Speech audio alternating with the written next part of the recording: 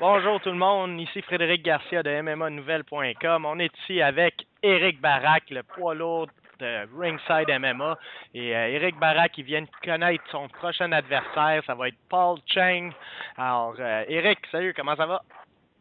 Ouais, ça va super, toi? Ah, moi ça va super bien. Alors, tu connais ton adversaire maintenant, dis-nous un peu qu'est-ce qui se passe dans ta tête, à quoi tu penses maintenant que tu sais que tu as ton adversaire? Bon, écoute, c'était simple. Eric Champeau m'a appelé, il m'a dit, écoute, j'ai deux noms pour toi. J'ai Jeff Bro, puis j'ai Paul Cheng. Supposément, Paul Cheng, il a vu des affaires de boxe. Supposément, tu l'as pas trop impressionné. Fait que, quand il m'a dit ça, ben, j'ai tout de suite voulu, j'ai tout de suite dit qu'il me le donne parce que le jour du combat, là, il va comprendre c'est quoi. Bon, ben c'est bon ça. Est-ce que toi, tu as eu la chance de voir des vidéos de Paul Cheng? Ouais, j'ai vu des vidéos de lui, puis il m'a pas impressionné par tout. Là. La façon qu'il parle, là, puis la façon qu'il boxe, c'est deux choses différentes, moi, dire. Là. Il m'a pas bien impressionné, surtout que quand que s'est fait mettre KO au premier round, le dernier combat en 2010, là, il m'a pas bien impressionné. Ouais, ben il y a un background un peu similaire à toi, si on veut. Il vient de la boxe, peut-être pas aussi avec autant d'expérience, surtout en amateur. Toi, Ouais, mais la différence en mon plus, c'est pendant que lui joue au football, moi je boxais. Ouais, J'ai c'est un ça. bagage amateur, fait que ça va faire la différence au jour du combat. Ça, je voyais, c'était aussi un ancien joueur de football de la CFL. Je pense qu'il a Exact, fait. exact. Alors, on doit s'imaginer quand même que c'est un bon athlète. Il doit être assez fort s'il a joué au football. Qu'est-ce que, peut-être, genre, c'est quoi ses forces, à ton avis, à Paul Cheng? Écoute, je pense qu'il est fort physiquement. Écoute, c'est un gros gars, 6 pieds 3, 260 livres. C'est un ancien joueur de football, fait qu'il doit être assez fort physiquement, sauf être le plus fort au monde puis boxer, c'est complètement différent. Alors, il va comprendre que c'est pas la même affaire.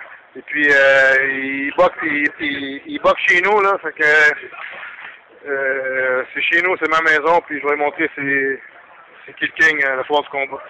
D'après ce que tu m'as dit aussi, ça va être la finale, c'est ça? C'est le main event de la soirée?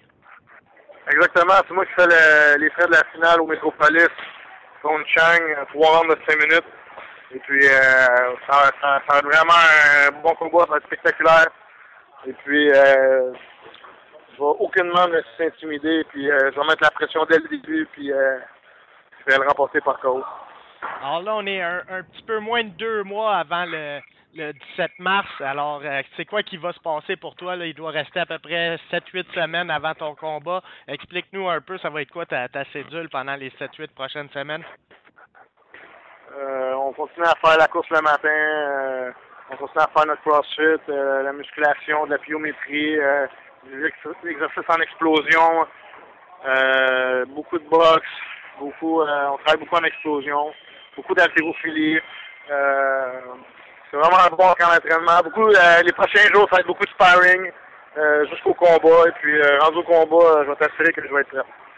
Puis ça va tout se passer au Orion à Longueuil ou est-ce que ton camp d'entraînement il va être à plusieurs gyms? Principalement, le camp d'entraînement va se passer au Orion, mais aussi au Eastside Boxing avec mon entraîneur de boxe qui est Sylvain Gagnon, avec mon autre entraîneur qui est David Beauchemin. C'est bon ça, puis à part ça, est-ce que j'imagine, je sais que ça faisait un bout que t'attendais de savoir c'est qui ton adversaire mentalement, est-ce que ça te motive de maintenant savoir où c'est que tu t'en vas? Ouais, ben c'est sûr que quand un athlète s'entraîne, il pogne une coche quand il sait son adversaire veut pas, c'est plus motivant, au moins tu sais que t'as un but, t'as une date, t'as l'adversaire, bon tu sais que c'est fait, les contrats sont signés. Alors il y a plus rien qui stresse ta tête et puis on est là pour se battre. Alors oui, c'est sûr que ça m'aide à même intensifier mon entraînement. Et puis ça aide beaucoup, je suis bien content.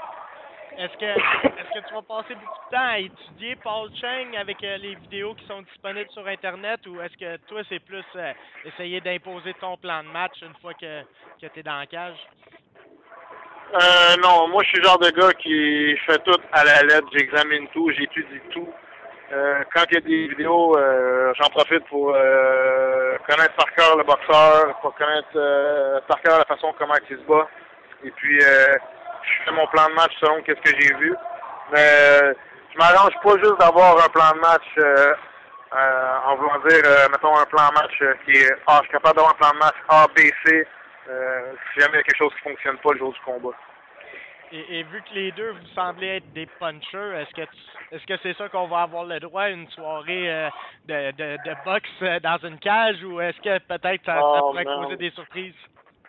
Ah, ça va être une vraie bataille de rue, mon gars. On oublie la boxe, on oublie tout. Ça va être une vraie bataille de rue, mon gars. Bon, ben c'est bon ça. On est bien content que tu saches où c'est que tu t'en vas. En finissant, peut-être, je sais pas si tu as quelques mots à nous dire, quelque chose de nouveau ou... Pour l'instant, non. C'est ça que c'est ce qu'il y en est avec le MMA. Et puis mon gérant qui est Yannick Wilford, qui s'occupe de d'autres projets qui est la boxe, mais quand ça va être le temps d'en sortir, on va en parler, mais pour l'instant, c'est ça qui se passe. Bon, ben je te remercie beaucoup, Éric, puis on va sûrement se reparler d'ici ton combat. Alors, on va te souhaiter un bon camp d'entraînement. Bon, parfait. Merci beaucoup.